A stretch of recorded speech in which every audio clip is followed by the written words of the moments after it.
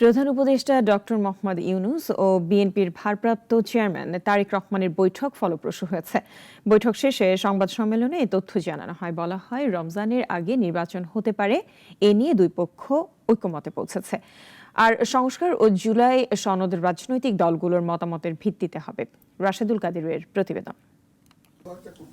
কয়েকদিন ধরেই রাজনীতির মাঠে আলোচিত ছিল প্রধান উপদেষ্টা ডক্টর মোহাম্মদ ইউনূস ও বিএনপির ভারপ্রাপ্ত চেয়ারম্যান তারেক রহমানের বৈঠককে ঘিরে। বলা হচ্ছিল, এই বৈঠকের মধ্য দিয়ে দেশের গণতন্ত্রের ভবিষ্যৎ নির্ধারণ হবে, আর সেজন্যই সবার দৃষ্টি ছিল লন্ডনের দিকে। বহুল আলোচিত বৈঠকটি শুক্রবার লন্ডনের স্থানীয় সময় সকাল ৯টা আর বাংলাদেশ সময় দুপুর ২টায় অত্যন্ত সৌহার্দ্যপূর্ণ পরিবেশে লন্ডনের দ্য ডোরচেস্টার হোটেলে সম্পন্ন হয়। এর আগে তারেক রহমান হোটেলের সামনে পৌঁছালে তাকে জাতীয় নিরাপত্তা উপদেষ্টা খলিলুর রহমান ও প্রধান উপদেষ্টার প্রেস সচিব শফিকুল আলম স্বাগত জানান। হোটেলে পৌঁছানোর পর তারেক রহমানের সাথে কুশল বিনিময় করেন প্রধান উপদেষ্টা। তারেক রহমান প্রধান উপদেষ্টাকে উপহার দেন। এ সময় বিএনপির স্থায়ী কমিটির সদস্য আমির খসরু মাহমুদ চৌধুরী তারেক রহমানের সঙ্গে ছিলেন। কুশল বিনিময়ের পর ডক্টর ইউনূস তারেক রহমানের সঙ্গে একান্ত বৈঠকে বসেন। প্রায় ১.৫ ঘন্টা চলা বৈঠক শেষে দুই নেতার মধ্যে আলোচনা কি হলো তা নিয়ে সংবাদ সম্মেলনে আসেন জাতীয় নিরাপত্তা উপদেষ্টা খলিলুর রহমান ও বিএনপির স্থায়ী কমিটির সদস্য আমির খসরু মাহমুদ চৌধুরী। সংবাদ সম্মেলনে জানানো হয়, নির্বাচন বিষয়ে দুই পক্ষ ঐকমত্যে পৌঁছেছে। অত্যন্ত সৌহার্দ্যমূলক পরিবেশে তাদের বৈঠক অনুষ্ঠিত হয়।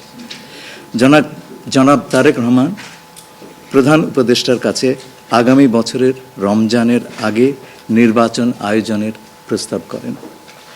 দলের চেয়ারপারসন বেগম খালেদা জিয়াও মনে করেন ওই সময় নির্বাচন অনুষ্ঠিত হলে ভালো হয়।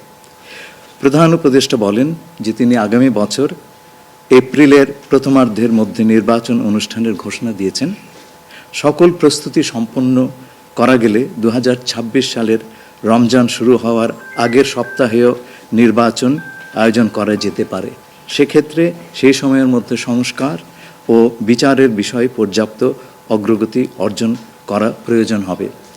জনাব তারেক রহমান প্রধান উপদেষ্টার এই অবস্থানকে স্বাগত জানান এবং দলের পক্ষ থেকে তাকে ধন্যবাদ জ্ঞাপন করেন।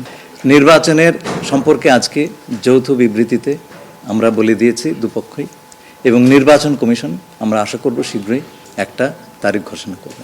রাজনৈতিক দলগুলোর সাথে ঐকমত্যের ভিত্তিতে সব হবে বলে জানানো হয় বিএনপির পক্ষ থেকে। ঐকমত্যের ভিত্তিতে জুলাই সনদ হবে এবং সংস্কারের ব্যাপারেও একই উত্তর আমাকে দিতে হয় যে ঐকমত্যের পরিপ্রেক্ষিতে আমরা সংস্কার এবং জুলাই সনদ দুটাই করব। সকলের ঐকমত্যের পরিপ্রেক্ষিতে সেটা সিদ্ধান্ত নেওয়া হবে এবং এটা আমি নিশ্চিত এটা খুব কম সময়ের মধ্যে আমরা সেই সিদ্ধান্ত নিতে পারব।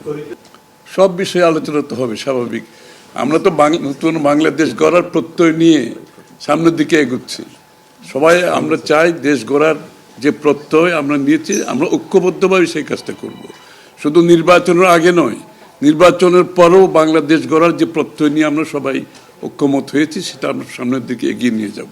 বৈঠকে দুপক্ষই সন্তুষ্ট জানিয়ে সংবাদ সম্মেলনে জানানো হয়, তারেক রহমান প্রধান উপদেষ্টার এই অবস্থানকে স্বাগত জানান এবং দলের পক্ষ থেকে তাকে ধন্যবাদ জানান। প্রধান উপদেষ্টাও তারেক রহমানকে ফলপ্রসূ আলোচনার জন্য ধন্যবাদ জানান। রাশেদুল কাদির, নাগরিক, ঢাকা। ওয়ালটন আবারও মিলিনিয়ার অফারে ওয়ালটন ফ্রিজ কিনে আপনিও হয়ে যেতে পারেন মিলিয়নিয়ার।